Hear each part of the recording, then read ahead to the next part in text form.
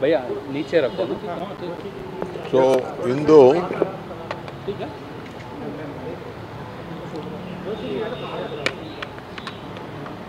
ಇಂದು ನಮ್ಮ ಇಬ್ಬರು ಮಂತ್ರಿಗಳನ್ನು ಭೇಟಿ ಮಾಡುವಂಥ ಕಾರ್ಯಕ್ರಮ ಇಟ್ಕೊಂಡು ಬಂದಿದ್ದೇನೆ.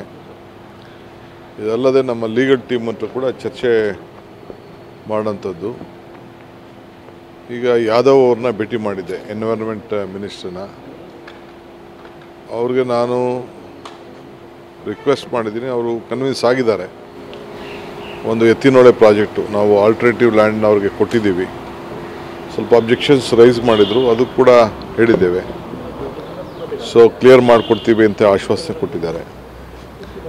ಕಳಸಾ ಬಂಡೂರಿ ಮಾದಾಯಿ ಏನು ವಿಚಾರ ಇದೆ ಅದು ಅವರು ಜೋಶಿಯವರು ಮತ್ತು ಸ್ಟೇಟ್ ಮಿನಿಸ್ಟ್ರು ಕೂಡ ಮಾತಾಡಿದ್ದಾರೆ ಅಂತ ತಿಳಿಸಿದ್ದಾರೆ ಗೋವಾ ಅವರು. ನಾನು ಅವ್ರಿಗೆ ಮಾತಾಡೋಕ್ಕೆ ಸಾಯಂಕಾಲ ಭೇಟಿ ಮಾಡೋಕ್ಕೆ ಹೋಗ್ತೀನಿ.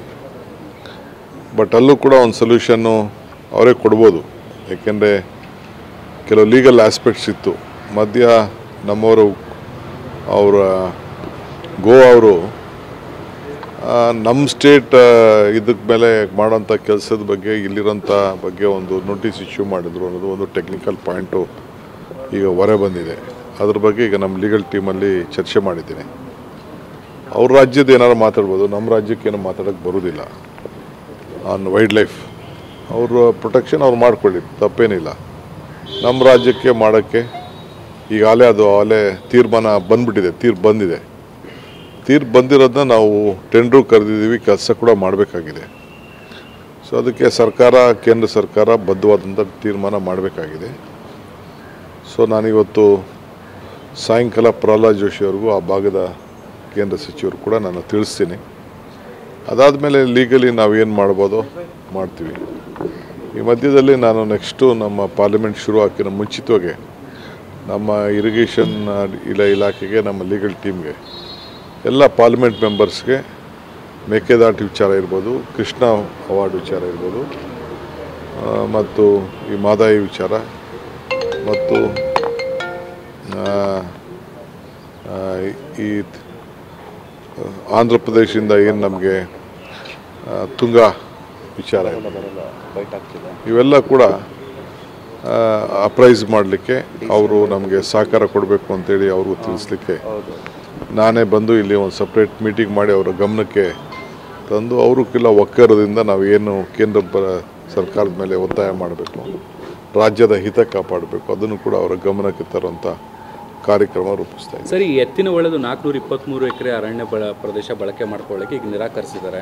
ಸೊ ಅದನ್ನು ಹೇಗೆ ಟ್ಯಾಕಲ್ ಮಾಡ್ತಿದ್ದೀರಿ? ಇಲ್ಲ, ಯಾಕೆ ಅವ್ರಿಗೆ ನಾವು ಆಲ್ಟರ್ನೇಟಿವ್ ಲ್ಯಾಂಡ್ ಕೊಟ್ಟಿದ್ದೀವಲ್ಲ, ಅದೇನು ಕೆಲವು ಭಾಗ ಫಾರೆಸ್ಟ್ ಲ್ಯಾಂಡ್ ಇತ್ತು, ಕೆಲವು ಭಾಗ ರೆವಿನ್ಯೂ ಲ್ಯಾಂಡ್ ಇತ್ತು. ಆದರೆ ಅನುಮತಿ ಕೊಡೋಕ್ಕಿಂತ ಮುಂಚೆನೇ ಬಳಕೆ ಮಾಡಿದ್ದಾರೆ ಅನ್ನೋ ಆರೋಪ ಬಂದಿದೆ. ಅದು ಆಗಲೇ ನಮ್ಮ ರೈತರುಗಳಿಗೆ 40-50 ವರ್ಷದಿಂದ ನಮ್ಮ ರೆವಿನ್ಯೂ ಅವರು ರೈತರುಗಳಿಗೆಲ್ಲ ಕೊಟ್ಬಿಟ್ಟಿದ್ರು. ನಾವು ಅವ್ರಿಗೆ ಕಾಂಪನ್ಸೇಷನ್ ಕೊಟ್ಬಿಟ್ಟಿದ್ದೋ. ಆಮೇಲೆ ಅವ್ರು ನಮ್ಮದು ಫಾರೆಸ್ಟು ಅಂತ ಮಧ್ಯೆ ಬಂದಿದ್ದಾರೆ ಅಷ್ಟೇ. ಅದಕ್ಕೆ ನನ್ನ ಕ್ಯಾಬಿನೆಟಲ್ಲಿ ನಾವು ಡಿಸಿಷನ್ ತೊಗೊಂಡಿದ್ದೀವಿ.